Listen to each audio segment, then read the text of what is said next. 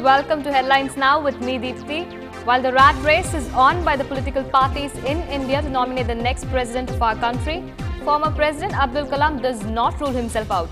We bring you the latest on all of that, but first, the national headlines. Congress continues with its bid to build a consensus on the presidential candidate. A.K. Anthony meets DMK chief Karunanidhi. Presidential elections are the talk of the nation. While Kalam himself refuses to comment on the nomination, he doesn't rule himself out either. B.D. Sharma, the interlocutor nominated by the Maoists, says the Sukma collector is safe after meeting with the Maoists. A barbaric murder in Madurai as a girl child is killed in the name of human sacrifice. And while Amitabh Bachchan welcomes Sachin as MP, Sanjay Dutt says Sachin is good the way he is.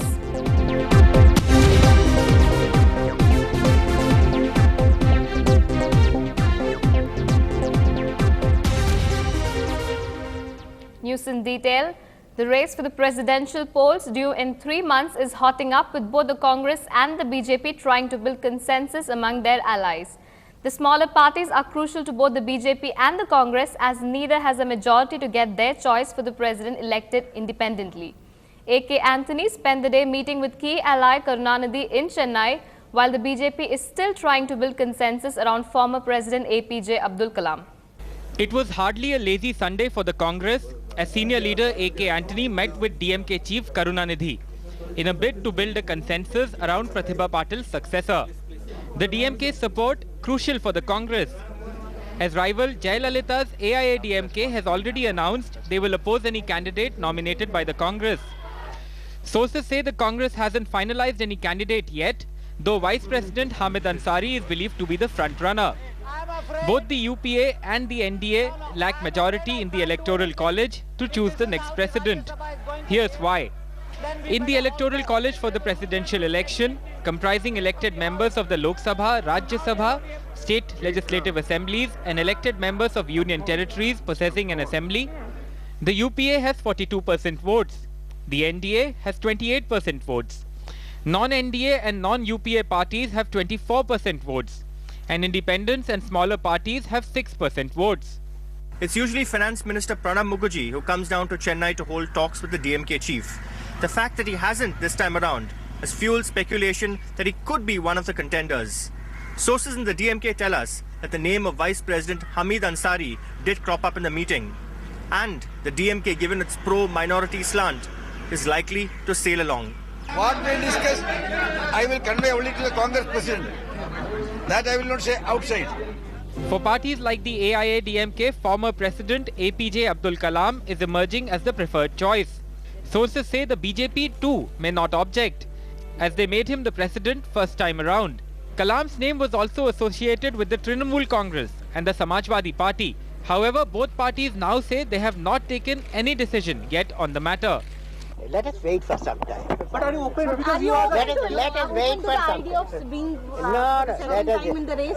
After some time you ask me. Some other names being suggested include Mulayam Singh Yadav, but so far there is nothing to suggest he may be a serious contender. At the moment, the race for Rashtrapati Bhavan seems very much open. With Sanjay Pinto in Chennai and Sandeep Hukan, Alok Pandey, NDTV.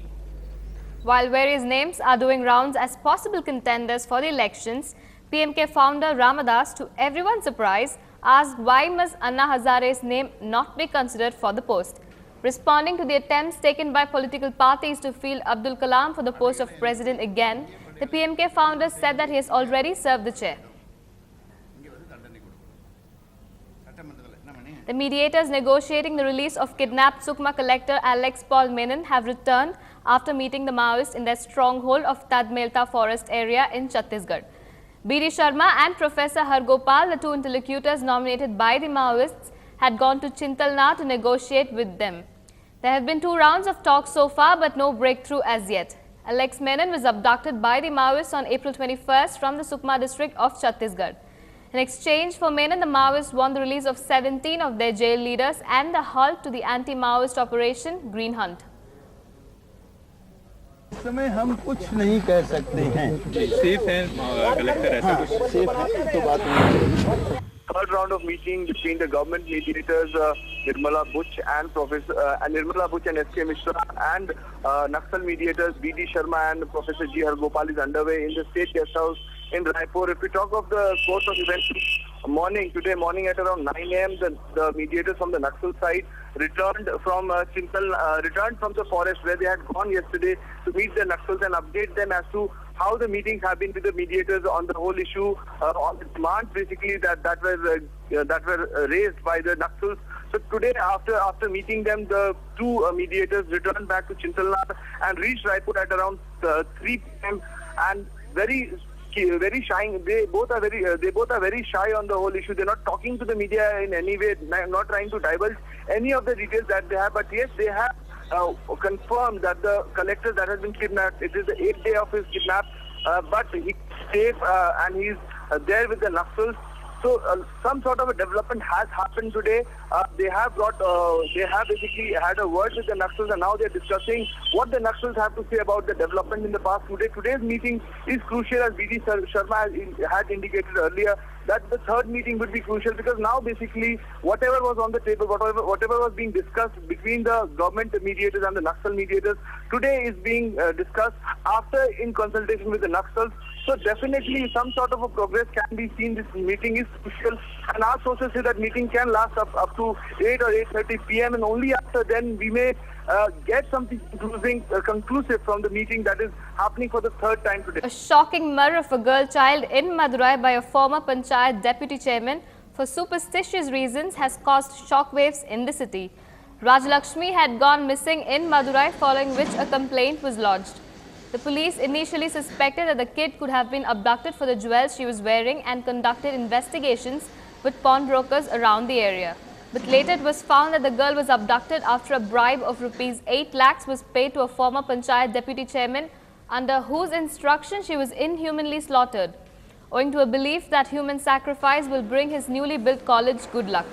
Following this, the police arrested the Panchayat deputy chairman Ayub Khan along with Murugesan, who was hired for the purpose.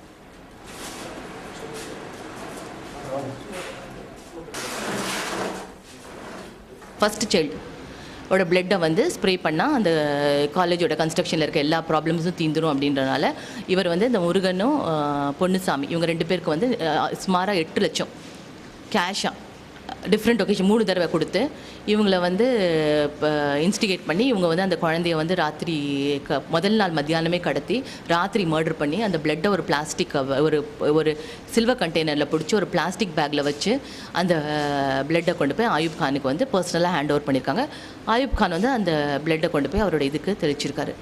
We'll move to a short break now. More news and updates on the other side. Stay tuned.